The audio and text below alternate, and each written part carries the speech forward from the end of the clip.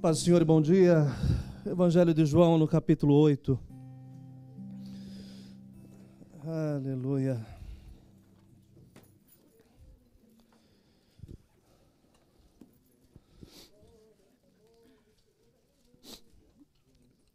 Os irmãos sabem que eu tenho uma dificuldade para receber elogios. E existem situações que nos constrangem. Ontem à noite eu fui ministrar em Jacksonville e eu passei por uma dessas situações. Querem demonstrar tanto amor e isso nos faz nos sentir não merecedores.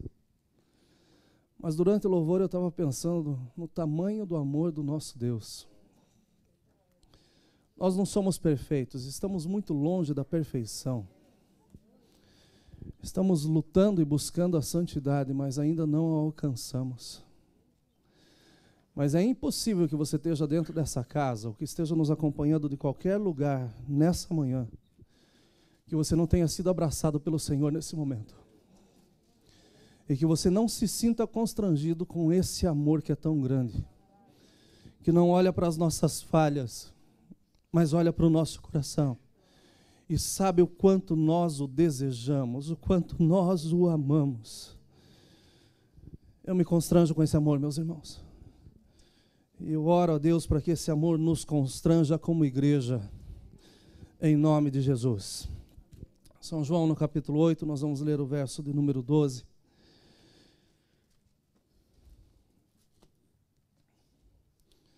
Que diz assim: falou-lhes, pois, Jesus outra vez, dizendo: eu sou a luz do mundo, e quem me segue não andará em trevas, mas terá a luz da vida. Um outro texto que está em João ainda, no capítulo 3, do verso 19 a seguir, diz assim: e a condenação é esta, que a luz veio ao mundo, e os homens amaram mais as trevas do que a luz, porque as suas obras eram más. Porque todo aquele que faz o mal aborrece a luz e não vem para a luz, para que as suas obras não sejam reprovadas. Mas quem pratica a verdade vem para a luz, a fim de que as suas obras sejam manifestas, porque são feitas em Deus. Amém? Os irmãos podem se assentar.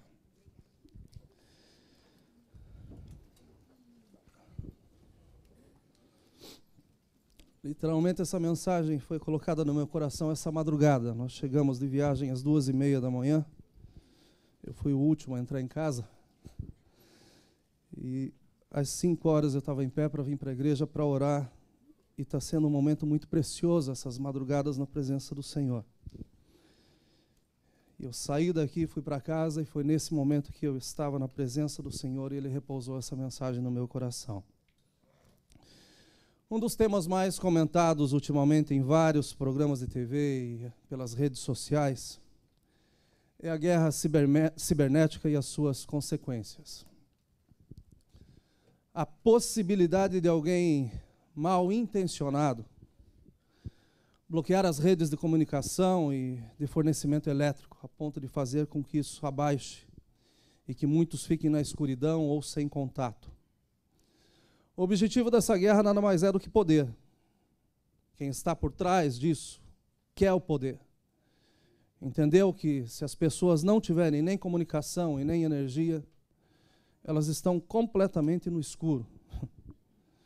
Pense comigo como nós somos dependentes dessas duas áreas. E o impacto que isso causaria se viesse a acontecer. Pessoas entrariam nos hospitais correndo porque perderam o seu melhor amigo. Seu iPhone não está no ar. Estariam desesperadas porque já não sabem mais com quem passar o seu tempo, porque ninguém mais conversa hoje em dia, só o telefone que é o seu companheiro. Imagine na falta de combustível e de alimento, porque não teria como saber o que teria que ser reposto e tampouco como trazer aquilo que era necessário. Pense nas mortes precipitadas por falta de atendimento e também de socorro, porque não teria recursos para que todos fossem atendidos. No furacão Maria, nós podemos ver o que aconteceu em Porto Rico e nós sabemos que muitas pessoas morreram porque ficaram sem essas duas necessidades que são praticamente básicas. Pessoas morreram porque não conseguiam fazer o seu tratamento de hemodiálise, pessoas morreram porque os equipamentos de respiração pararam de funcionar, pessoas morreram porque estavam no meio de cirurgia e todos os equipamentos se apagaram, pessoas morreram pela falta de coisas que para nós são tão comuns, mas que são importantíssimas para as nossas vidas. Haveria muitas mortes precipitadas por falta de atendimento, por falta de socorro. Desastres terrestres, marítimos e aéreos aconteceriam ao mesmo instante, porque não teria controle algum. Catástrofes, como aqui nós vimos algumas semanas atrás, quando o tsunami varreu completamente uma cidade, um dos pontos mais lindos do mundo, segundo aqueles que já pisaram por ali, porque as sirenes não funcionaram, não avisaram, não deram o alerta que era necessário. Pensem que muitas mais catástrofes aconteceriam pela falta de energia, pela falta de comunicação. Pessoas passariam por terremotos, vulcões poderiam entrar em erupção e ninguém saberia, porque os sinais que dão para que as pessoas fujam não estariam funcionando. Pensem no excesso de pessoas que morreriam, ou por excesso de calor, como está acontecendo no Rio de Janeiro, ou pessoas que morreriam também pelo frio excessivo, porque não teriam como se aquecer. Enfim, o poder é algo que está muito relacionado com o domínio. E essa guerra que existe não é de hoje. Essa guerra com relação ao poder, com relação ao domínio, existe desde sempre. Mas o que eu louvo ao Senhor é que não existe ninguém poderoso acima do nosso Deus. Os seus olhos estão em todos os lugares da terra. Ele contempla todas as intenções, sabe todas as palavras, mesmo antes que elas saiam das nossas bocas. Que poder infinito tem esse nosso Deus. O poder está relacionado ao domínio, e o poder nas mãos erradas causaria resultados incalculáveis. E tudo isso, meus irmãos, se nós formos analisar, simplesmente por causa de uma queda controlada, né, nos recursos de energia e também de comunicação. Existe uma preocupação muito grande com relação a essa guerra cibernética. E é muito interessante esse assunto, é um assunto bem prolongado, bem profundo, e para aqueles que gostam, pesquisem, porque tem muita coisa boa. E não tem nada a ver com teoria da conspiração, tem a ver com coisas que estão acontecendo hoje. Como peças que foram vendidas para usinas nucleares, e daí não conseguiam entender por que o sistema estava aquecendo 3 vezes mais aquilo que precisava ficar refrigerado. E só foram compreender depois que uma minúscula peça, a última peça que eles imaginaram, tinha sido comprometida já na sua base, e com a intenção de que eles tivessem o controle dessas usinas. Então essas questões estão aí, ao nosso lado. Essa questão de controle e abuso de poder, ela sempre foi algo muito evidente. Muito evidente. E nesse texto está Jesus, pronunciando pela segunda vez quem ele era. Uns capítulos antes, ele está dizendo que ele era o pão da vida, e não o pão para a vida. Mas ele estava dizendo que se não nos alimentarmos dele, nós não conseguimos chegar em lugar nenhum. É ele que nos dá o sustento para essa caminhada. Agora, ele estava conversando com esses homens, e ele está se apresentando como a luz do mundo.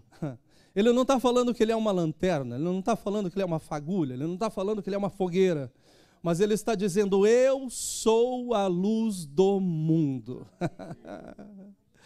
Que conversa maravilhosa, e que poder maravilhoso tem o nosso Jesus em dizer quem ele é. E essa manhã eu tenho certeza absoluta que a luz do mundo vai tirar muitos da escuridão, para a glória do seu santo e precioso nome. Ele está se apresentando como a luz do mundo e não como uma coluna de fogo para um povo que anda no meio do deserto. Como a luz do mundo e não como uma brasa em um arbusto para falar com para livrar o seu povo. Ele está se apresentando como a luz do mundo e não como fogo em uma montanha para mostrar à sua nação que ele tem poder sobre todas as coisas. Ele está se mostrando como a luz do mundo. Ele está mostrando que nele todas as coisas são possíveis e que não há sombra de variação no seu poder. Ele era, ele é e para sempre ele será o nosso Senhor. Aleluia! Nesse seu discurso contundente, é dado a homens que, na sua época, eram considerados como os iluminados, aqueles que tinham um grande conhecimento. Mas eu te pergunto, quem consegue ficar em pé diante do nosso Jesus? Sendo que quando era menino se assentou, ou melhor, foi dar aula para mestres, que por tantas vezes ensinavam o povo, mas tinham que se assentar na frente de um menino, porque ele é a própria luz, ele é o poder e ele conhece todas as coisas. Ele está agora na frente de iluminados. Homens que eram extremamente cultos, socialmente respeitados, tidos por muitos como exemplos pelos valores que tinham. Porém, agora eles estavam diante do nosso Senhor Jesus Cristo. E não tem conhecimento, não tem sabedoria, não tem título, não tem nada que se coloque diante do nosso Senhor Jesus Cristo, porque Ele é o Todo-Poderoso. Não há luz humana que sobrepasse o brilho da verdadeira estrela da manhã, por maiores fossem os conhecimentos desses homens, mas agora Jesus está na sua frente para esclarecer as suas vidas, para abrir os seus olhos e para mostrar a Ele que por mais que você tenha conhecimento em todas as áreas, por mais que você seja bem-sucedido em muitas coisas, se você não tiver a luz do mundo sobre você, em você e com você, você não tem nada. Jesus é a luz verdadeira. Ele remove as trevas, Ele remove o engano, e Ele ilumina o caminho certo para Deus. É só nele que nós encontramos a salvação. Vamos recordar algumas propriedades da luz rapidamente. E essa mensagem é muito curta, porque eu quero celebrar ao meu Senhor hoje na Santa Ceia. Vamos recordar algumas propriedades da luz. A luz revela. A luz permite que nós vejamos coisas que por vezes estão diante do nosso nariz, mas nós não enxergamos por causa da escuridão. E quem aqui que nunca foi procurar alguma coisa no meio da noite, às vezes está ali, do seu lado, e você não consegue alcançar. Mas quando você acende a luz, eu não sabia que estava aqui. A luz, ela revela. A luz, ela traz para fora aquilo que precisa ser mostrado. Segundo lugar, a luz da vida. E nós sabemos que a fotossíntese só acontece por causa da luz, a presença da luz. Nós sabemos que o nosso relógio biológico depende da luz. Nós somos seres que têm o metabolismo que muda de acordo com a luz, com a presença da luz. A luz desperta em nossos cérebros a sensação de cores, e ela nos dá a energia necessária, ou para nós estarmos acordados, ou para nós dormirmos. A ausência dela nos faz dormir. E é muito difícil a pessoa que chega e fala assim, deixa eu acender a luz para mim poder dormir. A não ser que você tenha medo de assombração. Mas deixa eu te falar que a luz não adianta nada. O que adianta é ter o Senhor Jesus acampado com você. É o anjo do Senhor ao teu lado. Não precisa luz, porque luz não espanta as trevas. O que espanta as trevas é a presença do Senhor. A luz, que eu digo a física, não adianta acender uma tomada. Adianta você ter no seu coração a certeza que você tem dono, e o nome dele é Jesus Cristo. Existe uma síndrome bastante interessante. É uma desordem afetiva que acontece normalmente no inverno. Para os irmãos que mudaram do frio para cá e que amam esse calor, que a gente não entende. Mas é verdade que chega um período que você vai para Boston, para aquelas regiões mais frias, e sinceramente, se entra na igreja, parece que tem uma nuvem negra. É por causa do inverno. E foi detectado que isso é uma síndrome que existe. Porque os dias são tão escuros, as pessoas se sentem mais deprimidas. As pessoas estão mais para dentro, elas não estão mais com vontade de ir para fora. Já não é o caso meu e da minha família. Nós adoramos quando está frio, gente. Passeada e camiseta com 45 é uma maravilha.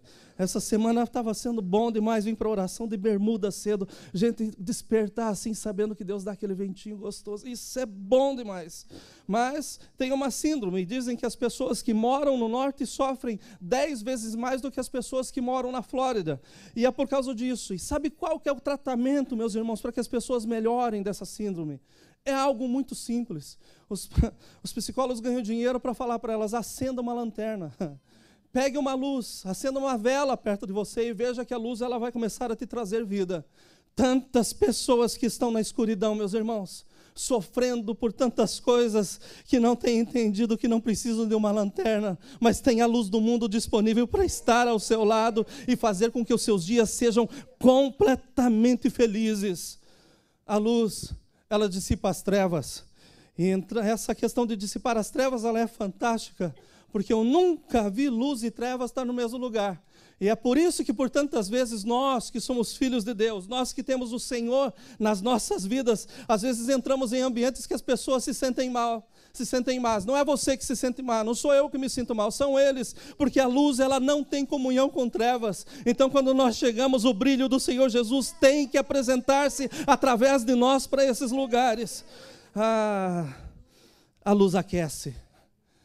E é interessante porque essas luzes são frias, mas vocês não imaginam o calor que eu sinto nesse púlpito, porque parece que é o efeito de saber que elas estão olhando para mim o tempo todo.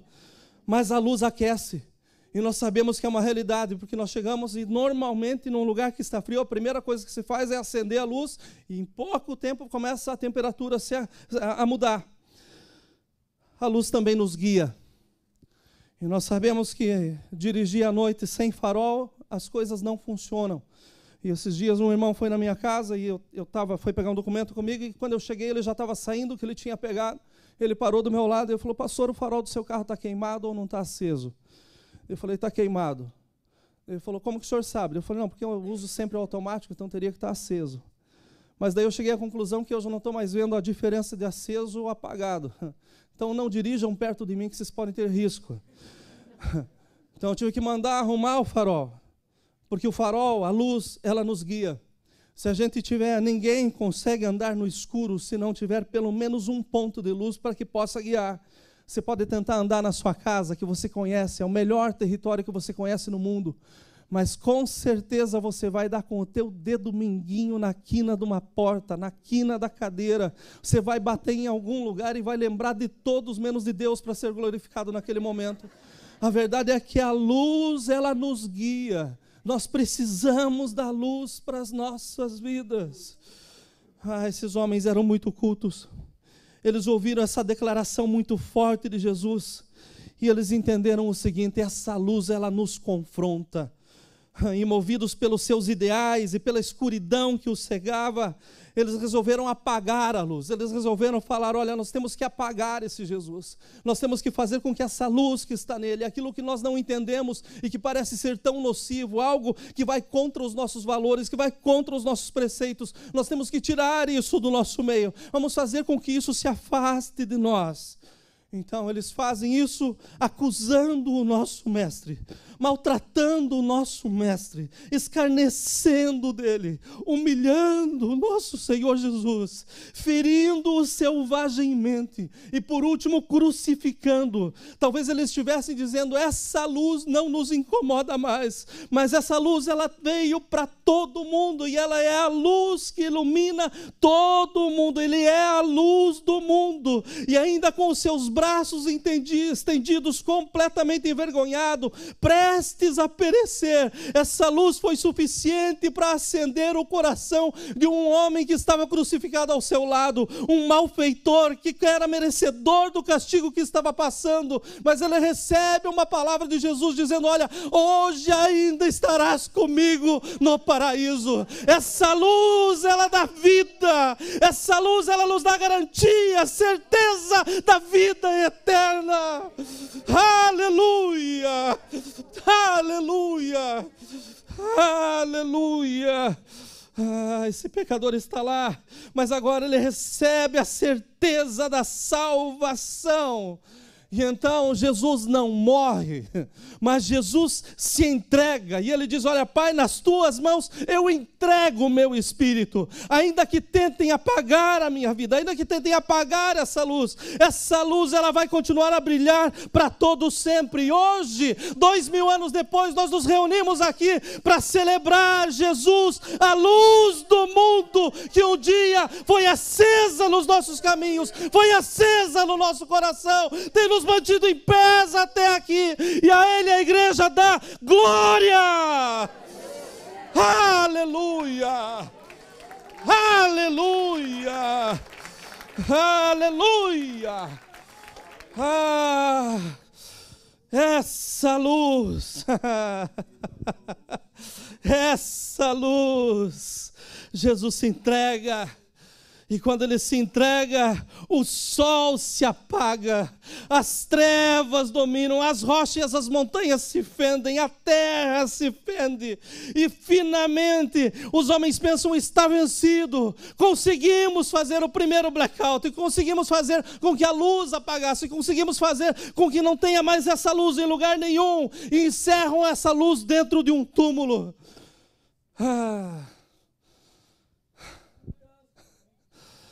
Não tem lugar suficiente para prender a luz do mundo.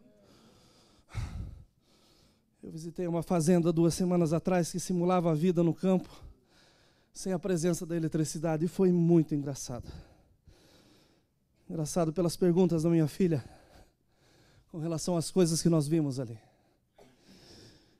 E colocaram uma senhora que eu acho que tem a idade da casa, mais ou menos. A casa deve ter uns 120 anos, aquela senhora deve ter uns 120 anos também. Vestida com roupas da época, sua chaleira em cima do fogão, fogão a lenha, ferro de passar roupa com brasa, aquelas coisas assim muito bacanas, que eu não vi, me contaram. Mas coisas assim que estão no passado, são história. Mas uma das coisas que a senhora nos explicou e me relembrou é que naquela época o dia era mais curto. Porque o dia começava um pouquinho antes do pôr do sol nascer, e terminava assim que o sol se opõe, e se declinava. Então a vida parecia ser mais curta. Mas como esse povo era produtivo, plantações, não tinham ferramentas, os móveis da casa faziam, tudo era produzido em casa, e faziam usando o pouco tempo que tinham. Eu saí de lá pensando que eu estou, por tantas vezes, desperdiçando o meu tempo, porque se eles conseguiam fazer sem tecnologia naquela época, o que nós não fazemos hoje? O que nós estamos fazendo com o nosso tempo? É verdade que o sol faz toda a diferença. Tem uma cidade chamada Norilsk, na Rússia. E é um dos poucos lugares do mundo, meus irmãos, onde uma pessoa pode perguntar se é dia ou noite, em qualquer hora do dia, sem que alguém dê risada dela.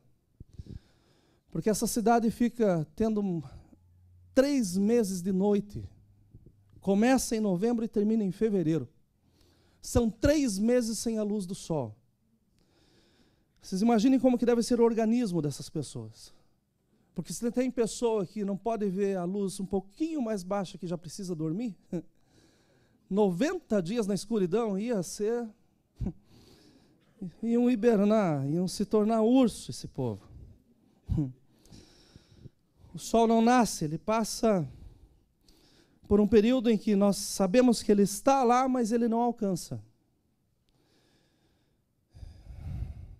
Eu creio que os irmãos devem pensar que é difícil viver 90 dias na escuridão. Mas no meu coração essa madrugada estava queimando. Como que as pessoas viveram 3 dias sem o sol da justiça. Como que as pessoas viveram 3 dias sem a luz do mundo. Eu penso como estava o fervor dentro das casas.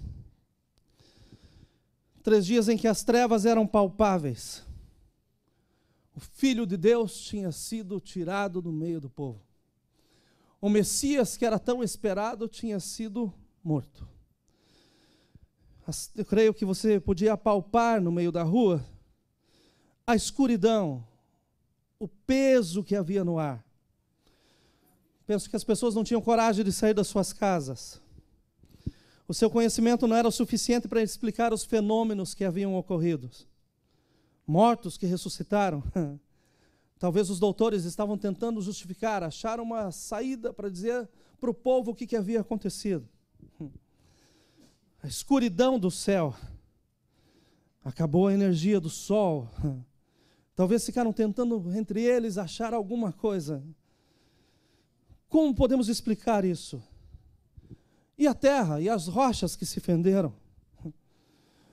Agora, mais do que isso, e o véu do templo que foi rasgado de cima a baixo. Algo tão espesso como aquilo, como pode ser cortado. E agora qualquer um pode olhar e ver para o lado de dentro. Eu creio que as indagações eram tremendas. E eles ficavam dizendo, quem pode explicar tudo isso? E a explicação era muito fácil, foi porque eles viraram as costas para a verdadeira luz. Foi a primeira vez que fizeram com que a energia que dava brilho para todos fosse tirada para fora. Talvez agora eles olhassem um para os outros e pensando, acabou o primeiro dia, na mesma escuridão, como será o dia de amanhã? E despertam, está escuro também. E como vai ser amanhã? Será que vai estar escuro também? Será que vai ser essa mesma escuridão? Será que a nossa vida vai ser agora, desse momento, vamos ter que mudar a nossa forma de viver porque estamos no meio das trevas? Mas por outro lado, eles pensavam, nós temos o poder, porque nós tiramos do nosso meio aquele que diz ser a luz do mundo. Nós somos donos do nosso destino. Não sabiam eles, meus irmãos, que enquanto a luz do mundo não estava brilhando no meio deles, ela estava brilhando nas mais densas trevas. Ela estava vencendo o inferno e a morte. Ela estava fazendo aquilo que era impossível para nós. Aquilo que talvez nós levássemos uma vida inteira para chegar à conclusão que nós não conseguiríamos. Em 3 dias a luz do mundo foi lá e fez por nós. E no 3º dia, enquanto eles esperavam a escuridão, amanhece o dia diferente. Porque o nosso Senhor Jesus Cristo ressuscitou. A luz do mundo continuava brilhando. Uma luz brilhou, trazendo alegria a todos os povos. E é por isso que nós estamos aqui hoje. Não porque nós mereçamos, mas é porque Ele nos amou primeiro. Ele sabe por que Ele veio para trazer o calor da sua presença às nossas vidas, para mostrar com a sua luz que o caminho é possível, que ainda que seja estreito, mas se permanecermos nele, o caminho é certo. Ele veio para nos mostrar que não existe escuridão, não existe situação que com Ele nós não sejamos mais do que vencedores. Esse amor me constrange, essa luz, esse calor desse sol me constrangem, porque hoje, talvez, por muitas vezes nós tenhamos e estejamos agindo como esses mesmos homens que sabem de tudo, que conhecem tudo e que por tantas vezes estamos deixando a luz do mundo do lado, pensando agora não, agora mando eu, agora vivo eu, agora faço eu. Mas deixa eu te lembrar que sem a luz do mundo em nossas vidas, nós não somos nada. Ele é tudo para nós, Ele é tudo em nós e Ele faz tudo através de nós. Ele é a primazia de todas as coisas. Eu sou a luz do mundo. E quem me segue não andará em trevas. Tanta gente dando cabeçada, andando do lado de Jesus. Tanta gente se ferindo, porque pensa que Jesus não precisa estar junto em algumas situações. Mas deixa eu te lembrar que quando o Senhor Jesus entra, Ele não entra porque Ele arromba o nosso coração, não, a Bíblia diz que Ele está à porta e Ele bate, e aquele que abre, Ele entra e faz morada. E se nós abrimos as portas, é impossível, meus irmãos, sentir o calor do sol da justiça, e dizer, eu consigo viver na mesma forma que eu andava, eu consigo viver sendo vazio, eu consigo viver sendo frio. É impossível, porque aquele que experimentou Jesus, nunca poderá substituí-lo por qualquer outra coisa. Eu prego essa manhã com muita alegria, porque a luz da vida, a luz do mundo está aqui no nosso meio. E Ele tem um lugar especial para você hoje. Para você que pensa que por tantas vezes a tua vida está sob o teu controle. para você que faz da sua vida aquilo que você pensa, aquilo que você quer, anda da forma como você quer. Deixa eu te lembrar que Jesus veio para nos dar direção, Ele veio para nos mostrar que Ele é o caminho, e se Ele é o caminho, andemos por Ele. É o momento de nós nos levantarmos e dizer: Senhor Jesus, é contigo que eu quero ficar. Esses homens não entenderam a proposta de Jesus. Eles não entenderam que o pão da vida, que a luz do mundo, que a água da vida, queria entrar nos seus corações e fazer deles novas criaturas. Hoje é dia, meus irmãos, para nós repensarmos na nossa caminhada com a luz do mundo. Nós estamos aqui para celebrar o amor de Jesus, para celebrar aquilo que Ele fez por nós, e olha, ninguém poderia fazer, mas Ele fez. Ele venceu a morte, Ele venceu o inferno. A palavra nos fala que Ele tem nas suas mãos a chave do inferno e da morte. Ele é todo poderoso e Ele tem condições de fazer com que as nossas vidas sejam mudadas. O que devemos fazer, pastor? Nós colocamos no nosso coração que esse ano é o ano da oração. E quando nós começamos a orar, nós começamos a abrir a nossa vida, abrir a caixa preta do nosso coração, da nossa vida, e mostrar para Ele que nós não somos autossuficientes. Mas em algum ponto da nossa vida nós encontramos que talvez a gente esteja falhando, deixando com que Jesus não pareça ter tanto poder como Ele tem. Quando nós permanecemos nas coisas que achamos que não tem problema, que é um desvio, que é só um erro, a verdade é que Jesus nos traz para a luz para nos revelar. E a única forma de Jesus se revelar a cada um de nós é através da oração e através da leitura da sua santa palavra. Se nós não orarmos e não estarmos debruçados na palavra do Senhor, nós nunca vamos saber se os nossos caminhos são agradáveis ou não a Ele. É tempo de, como igreja, nós nos levantarmos diante do Senhor, mas nos levantarmos de joelho e buscarmos a sua face, e eu tenho certeza que Ele quer ser revelado para o seu povo. Mais um mês passou, e eu tenho certeza que nós não chegamos aqui como heróis, como campeões. Passamos um mês e não tivemos nenhum erro, não fizemos nada de errado, não pequei esse mês. Se tiver algum louco para falar isso aqui, você está errado. Nós pecamos o tempo todo, mas deixa eu te lembrar que a misericórdia do Senhor nos levantou essa manhã e nos trouxe até aqui. Mas um dia essa misericórdia vai ter fim, porque o nosso Jesus vai voltar. A luz do mundo vai estar na sua frente. E eu te pergunto hoje, aonde ela está agora? Você está andando na luz? Ou você está deixando a luz de lado e seguindo os teus próprios caminhos? Esse momento que nós temos da Santa Ceia é um momento para nós pensarmos, para nós analisarmos a nossa vida. E se nós encontrarmos em nós algum caminho mau, hoje ainda é dia, hoje nós temos tempo para confessar os nossos pecados e alcançar do Senhor o perdão através da sua misericórdia. Nós vamos lembrar de Jesus. Nós vamos lembrar dessa luz do mundo que veio, foi para o céu, mas que está voltando para buscar um santo puro, zeloso e que tem boas obras. Eu lembro de João ainda no capítulo 3, quando um homem cheio de si mesmo, um doutor da lei, se aproxima de Jesus.